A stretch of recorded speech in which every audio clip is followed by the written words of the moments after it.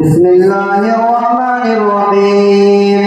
الحمد لله رب العالمين، والصلاة والسلام على سيد الأنبياء والمرسلين محمد وعلى آله. وأحسن الهدي هدي محمد صلى الله عليه وسلم، وخير الأمور عوازمها، وشر الأمور محدثاتها، وكل محدث المؤمنين في الحديث أبي عبد الله محمد بن إسماعيل بن إبراهيم بن المغيرة البردسبة الجوفي اليماني البخاري رحمه الله تعالى. اللهم انفعنا وارفعنا بعلومه وعلومكم، آمين يا رب العالمين. باب قول الله: ونضع الموازين القسط ليوم القيامة وأن أعمال بني آدم ظهورهم يوزن. وقال مجاهد: القسطاس العدل بالرومية، ويقال القسط مصدر المقسط وهو العادل، وأما القاصد فهو الجائر. وبه قال حدثنا أحمد بن أشهاب قال حدثنا محمد بن فضيل عن عمارة بن القعقاع عن أبي زرعة عن أبي هريرة رضي الله تعالى عنه أنه قال: قال النبي صلى الله عليه وسلم: كلمتان حبيبتان إلى الرحمن، خفيفتان على اللسان، ثقيلتان في الميزان، سبحان الله وبحمده، سبحان الله العظيم.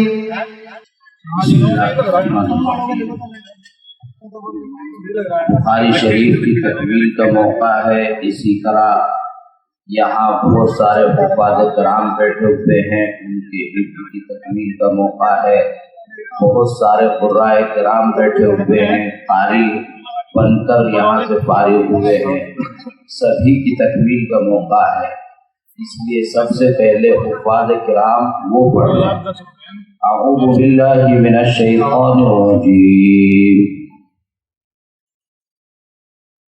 بسم اللہ الرحمن الرحیم. قل هو اللہ احد اللہ الصمد لم یلد ولم یولد ولم یکن له کفوا احد.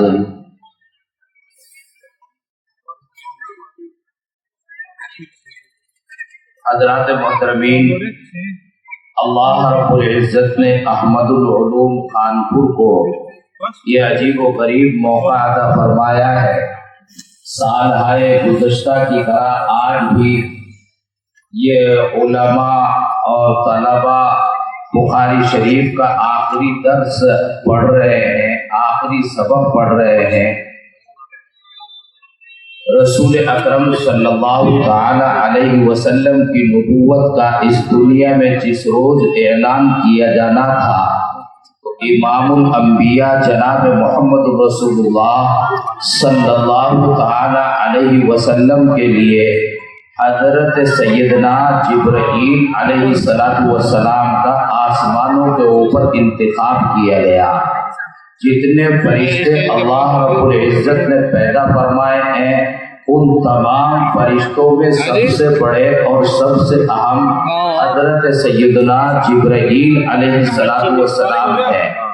فرشتوں کی صفت قرآن کریم نے بیان کی ہے: لا یعصون اللہ ما امرهم ویفعلون ما یؤمرون، کہ وہ فرشتے عجیب صفت پر پیدا کیے گئے، وہ ہر آن اللہ رب العزت کی تعریف، تصدیق، توصیف بیان کرتے ہیں.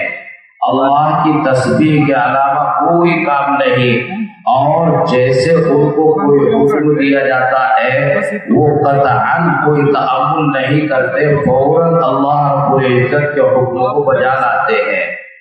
تو گویا نور ہی نور ان کے اندر ہے، کوئی گناہ کا جذبہ یا گناہ کا مادہ ان کے اندر نہیں. ان تمام میں بھی حضرت جبرائیل علیہ السلام جو تمام فرشتوں کے سردار ہیں ان کو دنیا کے اندر بھیجا، اور رسول اکرم علیہ السلام کی آج وحی کا آغاز ہوا. قرآن کریم رسول اکرم صلی اللہ علیہ وسلم پر نازل ہوا، لیکن جب قرآن کریم رسول اکرم علیہ السلام کے اوپر نازل ہوا تو آپ علیہ السلام اس وقت بیٹھے ہوئے اللہ کا ذکر کر رہے تھے.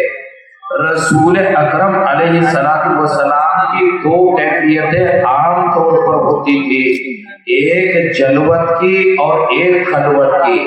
ابھی تک قرآن کریم نازل نہیں ہوا تھا، رسول اکرم علیہ السلام کی نبوت کا اعلان نہیں ہوا تھا، اور آپ کی عمر تقریباً 40 برس ہو رہی تھی. 40 برس کی عمر آج تو بہت کافی عمر ہوتی ہے. 40 کے بعد تو کچھ ہی لوگ 35 سال زیادہ، اور رسول اکرم علیہ السلام کے بھی اس کے بعد 23 سال رہ گئے تھے. تو 40 برس کی عمر تک آپ کی نبوت کا اعلان نہیں کیا گیا تھا. آپ جب جلوتوں میں ہوتے تو رسول اکرم علیہ السلام لوگوں کے درمیان ایسے اخلاق اور ایسے انداز کے ساتھ رہتے تھے کہ سارے لوگ سیاسی، سماجی، معاشرتی، اقتصادی، ماحولیاتی ہر اعتبار سے رسول اکرم علیہ السلام کو اپنا مقتدی سمجھتے تھے، اور وہ آپ کو سچا اور امانت دار اور بہت ہی احترام اور بہت ہی اہتمام والا سمجھتے تھے. آپ کے ساتھ کاروبار کرنا ہو، آپ کے ساتھ کوئی سیاسی معاملہ طے کرنا ہو، آپ کے ساتھ پاس کوئی امانت رکھنی ہو، ہر اعتبار سے رسول اکرم علیہ السلام اس امت کے اور اس زمانے کے لوگوں میں سب سے زیادہ اہم سمجھے جاتے تھے. حالانکہ ابھی آپ کی نبوت کا اس دنیا میں اعلان نہیں کیا گیا تھا، اور رسول اکرم علیہ السلام ان لوگوں کے درمیان سے اپنے آپ کو بسا اوقات الگ کر لیا کرتے تھے. بعض روزانہ کچھ دیر کے لیے الگ ہو جاتے تھے، اور بعض مرتبہ ایسا ہوتا کہ کئی دنوں کے لیے الگ ہو جایا کرتے تھے. یہ وہی زمانہ تھا کہ جب کئی دنوں کے لیے آپ لوگوں سے الگ تھے. جب آپ تنہائی میں لوگوں سے الگ ہوتے تھے تو اللہ رب العزت کا ذکر کرتے تھے اور اللہ رب العزت کو یاد کرتے تھے. ادھر رسول اکرم علیہ السلام اللہ کا ذکر کر رہے ہیں، اور ادھر اللہ تعالیٰ ہے وہ رسول اکرم علیہ السلام کا ذکر کر رہے ہیں. قرآن کریم میں ہے کہ جب تم مجھے بھول جاتے ہو تو میں تمہیں بلا دیتا ہوں، اور جب تم مجھے یاد کرتے ہو تو میں تمہیں یاد کرتا ہوں. رسول اکرم علیہ السلام نے حدیث قدسی بیان کی ہے، ارشاد فرمایا انا عند ظن عبدی بھی. اسی طرح ارشاد فرمایا انا با عبدی اذا ذکرنی وتحرکت لی شفتا. رسول اکرم علیہ السلام کہتے ہیں کہ خود اللہ تعالیٰ یہ ارشاد فرماتے ہیں کہ جب بندہ میرا ذکر کرتا ہے اور اس کے ہونٹ میرے ذکر سے حرکت کرتے ہیں، ہلتے ہیں، تو میں اس کے ساتھ ہوتا ہوں، یعنی اس کی ہر مدد کی طرف میری خاص توجہ ہوتی ہے. تو رسول اکرم علیہ السلام نے دھرتی پر اللہ کو یاد کیا. یوں تو روز یاد کرتے تھے، لیکن یاد کرتے کرتے کرتے کرتے اس منتہا کو پہنچے کہ آپ کو سب سے زیادہ مزہ اگر آتا ہو تو اللہ کا ذکر کرنے میں، اللہ کو یاد کرنے میں آتا تھا. ادھر اللہ کا ذکر اس انداز سے زمین پر اور غار حرا میں ہو رہا تھا، ادھر آسمان پر اللہ رب جبرائیل علیہ السلام کی ڈیوٹی لگائی جا رہی تھی کہ تم میرا کلام قرآن کریم لے کر رسول اکرم علیہ السلام کے پاس پہنچو. تو بندے کی طرف سے اللہ کو یاد کرنا اور اخلاص کے ساتھ یاد کرنا، یعنی اللہ کو لوگوں کے دکھاوے کے لیے، حضرت جی کہلوانے کے لیے، بزرگ کہلوانے کے لیے، یا بزرگ بن کر دوسرے سے 2 ٹکے حاصل کرنے کے لیے اس لیے نہیں، بلکہ حضرت حق جل مجدہ کی رضا کو حاصل کرنے کے لیے اللہ رب العزت کو یاد کرتے کرتے جب آدمی اپنے منتہا پر پہنچتا ہے تو رحمت حق معاً آسمانوں سے متوجہ ہوتی ہے اور اس کی خوش قسمتی اور سعادت کے اللہ رب العزت کی طرف سے فیصلے کر دیے جاتے ہیں. رسول اکرم علیہ السلام نے جب قرآن کریم کو حاصل کیا اور جبرائیل علیہ السلام سے لے کر چلے تو رسول اکرم علیہ السلام کی کیفیت آپ کے اوپر اللہ کا ذکر، یعنی انوار ربانی 7ویں آسمان سے لوح محفوظ سے اتر کر آپ کے سینے کے اندر آ گئے ہیں. تو آپ نے اس کی اہمیت اور اس کی عظمت دونوں چیزوں کو محسوس کیا. ایک یہ ہے کہ قرآن کریم ایک ذمہ داری کا نام ہے، اس میں قوانین بیان کیے گئے، اس میں ضابطے بیان کیے گئے، اس میں اصول بیان کیے گئے کہ آپ کو یہ کام کرنا ہے اور یہ نہیں کرنا، یہ جائز ہے اور یہ ناجائز ہے، یہ حلال ہے اور یہ حرام ہے. اور دوسرے قرآن کریم میں اللہ رب العزت نے ایسی ہدایتیں ارشاد فرمائی، ایسے واقعات، ایسے قصے، ایسی عبرتیں، ایسی نصیحتیں، تقریباً قرآن کریم کا 2 ثلث اسی پر مشتمل ہے. ارشاد فرمایا کہ ان تمام کو حاصل کرنے سے حضرت عبداللہ مجدہ کی طرف آپ کے ذہن متوجہ ہو جائے، آپ کے قلوب اللہ رب العزت کی محبت سے رسول اکرم علیہ السلام کی اطاعت سے سرشار ہو جائے. ان میں اہم ترین ذریعہ ہے اللہ رب العزت کا ذکر کرنا. سیدنا امام بخاری علیہ الرحمہ ہے، شروع میں آپ نے پڑھا تھا بالکل اولین روایات میں کہ انما الاعمال بالنیات، آپ کے تمام معاملات، جتنے ضوابط، جتنے قوانین قرآن کریم سے مستخرج، مستنبط یا ان کی تفصیلات، ان کی تشریحات بزبان رسالت مآب صلی اللہ علیہ وسلم سیدنا امام بخاری علیہ الرحمہ اپنی دونوں ضخیم چیزوں کے اندر بیان کرتے ہوئے چل جا رہے ہیں.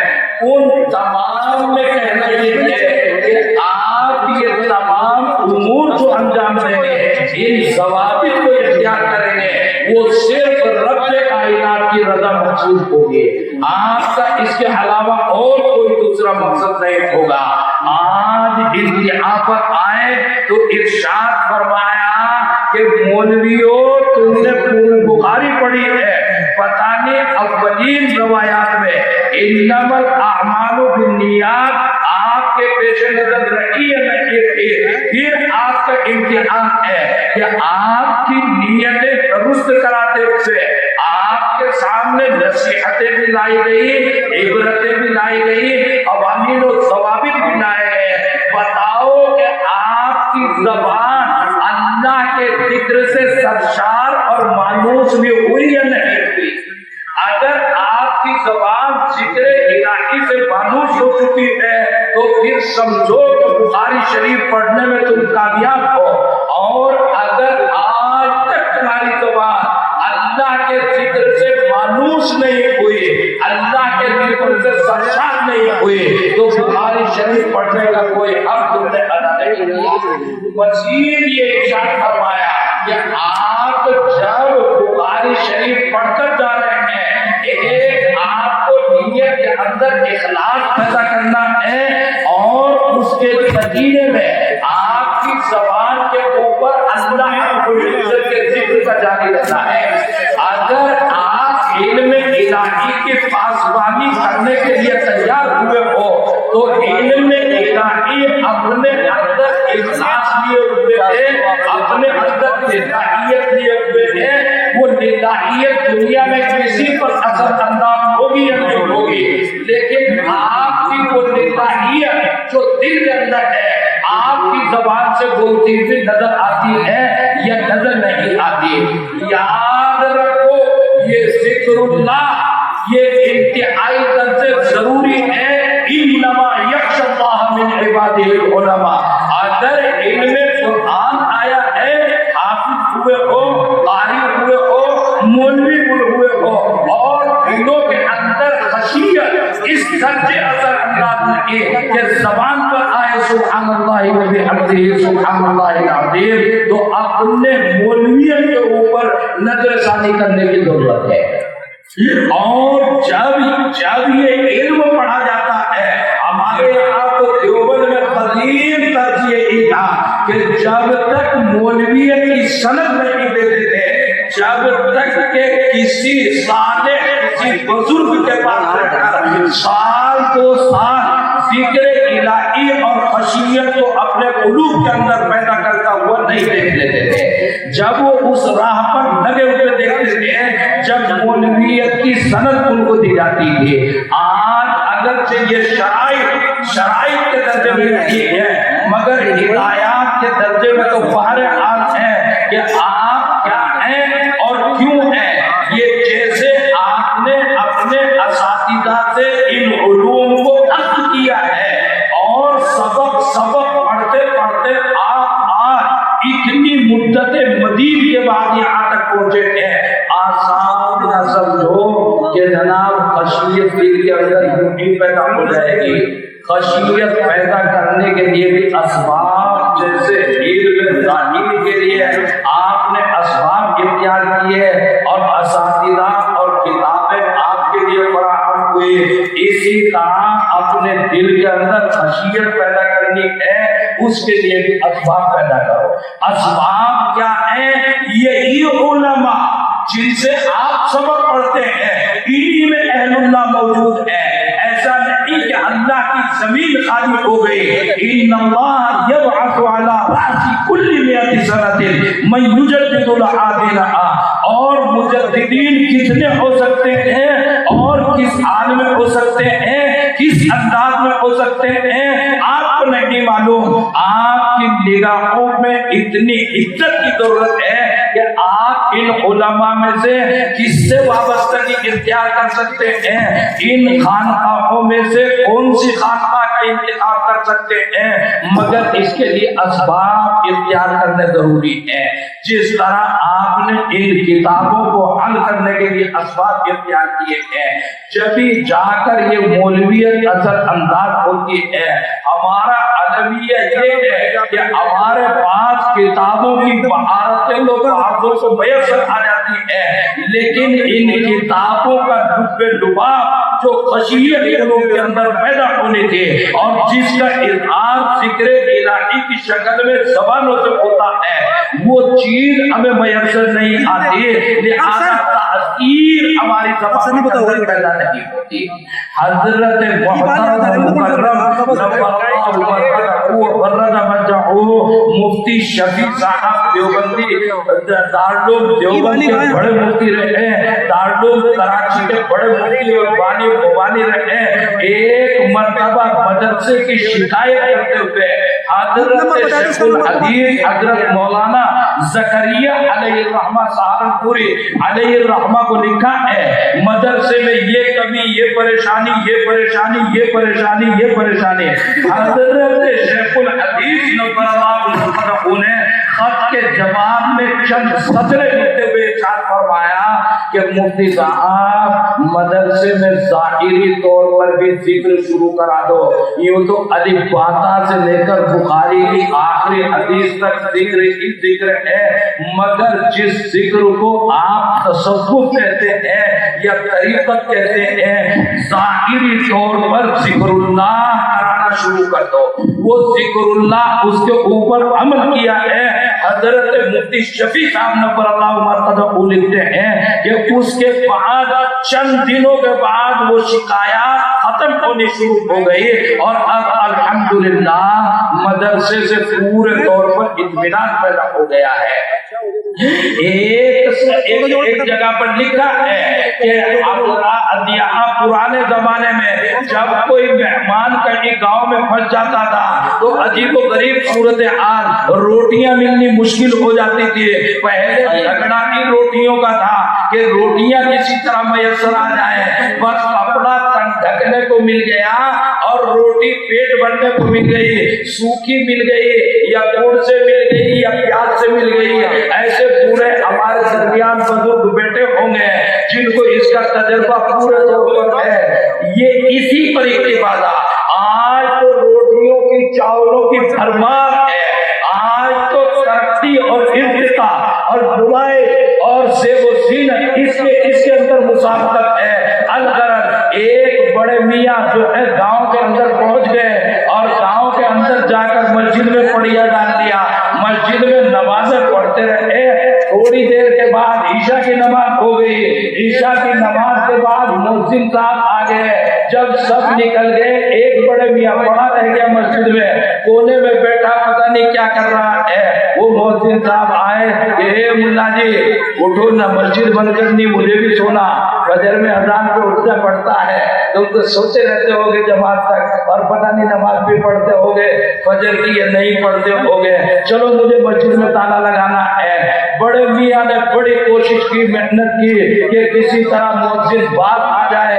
کہنے لگا بڑے میاں کہ بھائی میں کہاں جاؤں گا، میں تو بہت دور کا رہنے والا، میں تو خانپور میں ایک کو بھی نہیں جانتا، اور رات کا عشاء کے بعد کا ٹائم ہے، یہ خانپور والے تو کھانا بھی مغرب سے پہلے کھاوے ہیں، یہ تو پڑھ کے سو گئے ہوں گے، کسی کے گھر کی کنڈی بجاؤں گا تو مجھے چور سمجھے گا، پیٹے گا پکڑ کے، تو میں کہاں جاؤں، مجھے رات مسجد میں گزارنے دے۔ مؤذن بگڑ گیا اور کہنے لگا میاں بڑے میاں بولتے ہو تو تم سمجھتے نہیں ہوا، میری ڈیوٹی ہے مسجد پہ تالا لگانے کی، آپ کے پاس کہیں رہنے کا انتظام ہے یا نہیں ہے، مسافر ہو یا مقیم ہو، تمہیں پہلے سوچ کے سفر کرنا چاہیے تھا کہ کہاں قیام ہوگا کہاں نہیں قیام ہوگا۔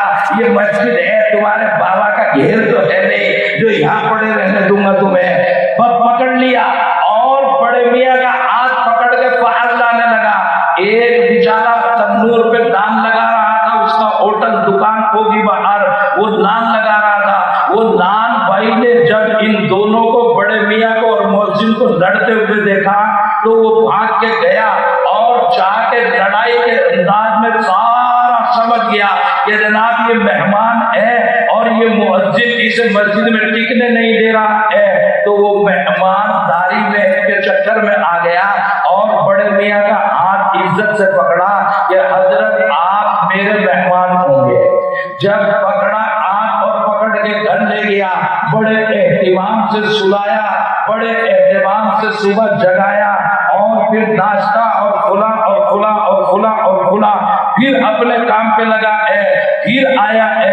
بڑے میاں نے دیکھا کہ یہ نان پکانے والا عجیب و غریب آدمی ہے، جب سے اس نے مجھے مسجد سے ساتھ لیا تھا ایک آدھ جملہ بات کرتا ہے، پھر کہتا سبحان اللہ و بحمدہ سبحان اللہ العظیم، پھر دو چار جملے بات کرتا ہے، پھر کہتا سبحان اللہ و بحمدہ سبحان اللہ العظیم، اور ٹائم اس کی زبان پر اللہ کا ذکر جاری ہے، ہر ٹائم اللہ کا ذکر کرتا رہتا ہے۔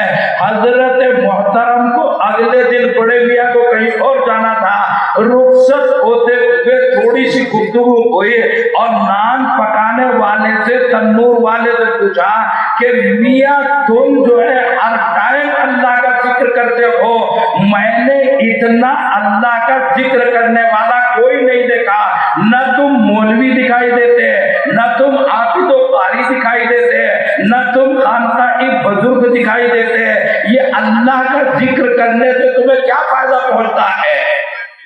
تو کانپور والوں نان پکانے والے نے جو جواب دیا تھا وہ جواب میں تمہیں سنانا چاہتا ہوں. کم سے کم ہم مولوی نہ صحیح لیکن نان پکانے والے کے برابر تو ہو ہی سکتے ہیں. نان پکانے والے نے یوں کہا کہ مہمان مکرم دیکھو یہ جو اللہ کا ذکر میں رات دن کرتا ہوں مجھے اس کا اتنا بڑا فائدہ اللہ کی طرف سے پہنچا ہے کہ اللہ نے مجھے کبھی ایک لمحے کے لیے بھلایا نہیں. میں یاد رکھتا ہوں تو اللہ مجھے یاد رکھتے ہیں. جب بھی میں کسی دعا کے لیے ہاتھ اٹھاتا ہوں آج تک میری کوئی دعا اللہ نے رد نہیں فرمائی. جب بھی میں مولوی نہیں ہے عالم و علامہ نہیں ہے لیکن اللہ کا ذکر زبان پر جاری ہے تو وہ کہتا ہے کہ جب بھی میں ہاتھ دعاؤں کے لیے اٹھائے ہیں کوئی دعا آج تک ایسی نہیں جو قبول نہ ہوئی ہو. بس ایک دعا ہے جو بار بار میں کرتا ہوں وہ قبول ہونے کے لیے تیار نہیں. اس پہ بھی میں راضی اللہ جانے کیا مصلحت ہوگی. تو بڑے میاں نے پوچھا کہ وہ کون سی دعا ہے. کہنے لگا مفتی عمران گنگوہی سے ملاقات کروا دے اللہ تعالیٰ میری. تو کہنے لگا دعا کہ میری ایک دعا ہے جو آج تک قبول نہیں ہوئی وہ یہ ہے میں کام کاج میں الجھا رہتا ہوں مجھے وقت مل نہیں پاتا میرے سر ذمہ داریاں بہت زیادہ ہیں. ایک دعا کرتا ہوں یا اللہ امام احمد ابن حنبل کا چہرہ دکھا دے. بس یہ دعا کرتا رہتا ہوں. اس دعا کے علاوہ میری کوئی دعا آج تک اللہ نے رد نہیں کی. اللہ کرے گا انشاءاللہ میری یہ دعا بھی کبھی پوری ہوگی. سب سے بڑے خان کا احوال میں لکھا ہے کہ انہوں نے دنیا کے بزرگوں کو نہیں بلکہ بزرگی پیدا کرنے والے حضرت حق جل مجدہ کو بھی خواب میں دیکھا. اتنے بڑے بزرگ ہیں ان کے بارے میں دعا کرتا ہوں کہ اللہ امام احمد ابن حنبل سے ملاقات کرا دے. تو وہ جو بڑے میاں تھے انہوں نے ارشاد فرمایا لو آج آپ کی یہ دعا بھی قبول ہو گئی. میرا ہی نام احمد ابن حنبل ہے. مولویوں سمجھ لو کتنا اپنے کو چھپایا. اگر وہ مسجد کے اندر بیٹھے بیٹھے مؤذن کو بتا دیتے کہ میں احمد ابن حنبل ہوں وہ تو پیروں میں گر جاتا جبھی اور پورے گاؤں میں نہ جانے کتنے دسترخوان جبھی لگ جاتے. لیکن وہ اپنے آپ کو چھپاتے تھے اور اللہ ان کو بڑھاتے اور نمایاں بناتے تھے چونکہ وہ اللہ والے تھے. نان بھائی ایک دم سینے سے چپٹ گیا نان چھوڑ کر اور کہنے لگا کہ مجھے کیا پتا تھا کل سے کہ جناب میری دعا کی قبولیت اللہ نے سب کو پھاڑ کے میرے گھر میں لا کے ڈالی ہے. نہ وہ مؤذن آپ کے ساتھ لڑتا اور نہ میں جاتا اور نہ آپ میرے مہمان ہوتے. یہ دعا بھی اللہ نے قبول کر دی. امام بخاری علیہ الرحمہ آخر میں حدیث لا کر یہ ارشاد فرماتے ہیں کہ دو مختصر سے جملے ہیں زبان سے کہنے میں بالکل ہلکے پھلکے ہیں. سبحان اللہ و بحمدہ سبحان اللہ العظیم. بالفاظ دیگر اللہ کا ذکر ہے اور اللہ کے ذکر کے الفاظ الگ الگ ہیں. آپ لا الہ الا اللہ پڑھیں, آپ لا مقصود الا اللہ پڑھیں, آپ لا مسعود الا اللہ پڑھیں, آپ سبحان اللہ و بحمدہ سبحان اللہ العظیم پڑھیں. امام بخاری علیہ الرحمہ نے تسبیح و تقدیس میں ان دو جملوں کا انتخاب فرمایا ہے. یہ جملے انتہائی درجے مقبولیت اپنے اندر لیے ہوئے ہیں. آپ اپنی زبان سے سارا مجمع پڑھ لیں. سبحان اللہ و بحمدہ سبحان اللہ العظیم سبحان اللہ و بحمدہ سبحان اللہ العظیم سبحان اللہ و بحمدہ سبحان